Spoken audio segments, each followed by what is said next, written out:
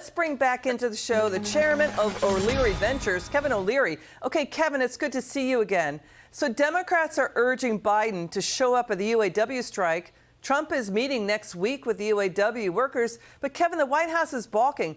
I mean, the UA has not yet endorsed him. What do you think about this? It's a very significant issue that's developing here. But, you know, as an investor, what I'm looking at is what is the likely outcome of this negotiation? Because you think about the automotive sector, it's not only domestic, but it's in a global competition.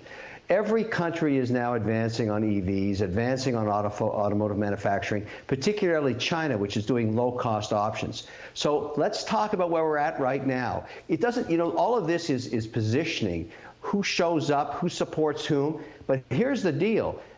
General Motors offered 7.5% increase. That's not going to fly. Everybody knows that. The likely outcome is a 20 to 25% wage increase. Very inflationary. But here's the killer on this deal.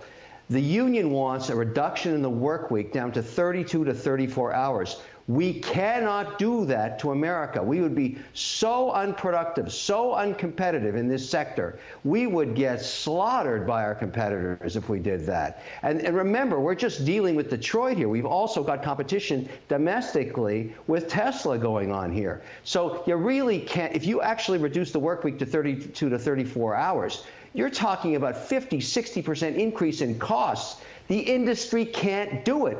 It will go bankrupt yet again. Yeah, so I don't know how this is going to play out, but somebody's got to understand these are no can-do deals. Yeah, they're talking the 4-day work week, right? Bernie Sanders saying, yeah, to the UAW 4-day work week. But, you know, what's happening, too, they're blaming Biden for job losses in his electric car push. One estimate, 117,000 jobs could be lost in Biden's transition to EVs. And now the UAW is threatening to expand the strike to more plants if they don't get what they want by Friday. You know, Kevin, we're hearing they've got a war chest. They could bankroll strikes until Thanksgiving. Yeah, but that doesn't settle the policy issue. You know, whether it's Biden or somebody else that says that we should have a top-down mandate of a product like electric vehicles, that's not how the market works. The market has to be let alone and be the market. If people want to buy EVs, they'll buy them, and the automotive manufacturing infrastructure will make them. You can't mandate this from the top. This isn't going to work. It's going to cause chaos in the infrastructure of our automotive sector. And it's not really a political issue anymore. It's a policy issue. This can't go on. This is very bad at a point where we're trying to negotiate labor and at the same time saying, look, we're going to mandate EVs when maybe the market doesn't want them. Let the market be the market. Stop making mandates from the top down. Stop coercing the market, right? Stop trying to do market coercion. But you know what's happening right now, Kevin? You're not hearing the White House talk a lot about how they've mandated electric cars. They're pretty much backing off, and they're silent lately about this amid this UAW strike. Kevin, let's listen to the president here. Watch this. Look, folks, you know, the great American road trip is going to be fully electrified. My administration is investing more than $135 billion to advance America's electric vehicle future. Earlier this month, I announced a $52 million grant for the American Rescue Plan. That's a partnership right here in Detroit, including the big three, United Auto Workers, to train workers and upgrade factories for electric vehicle revolution.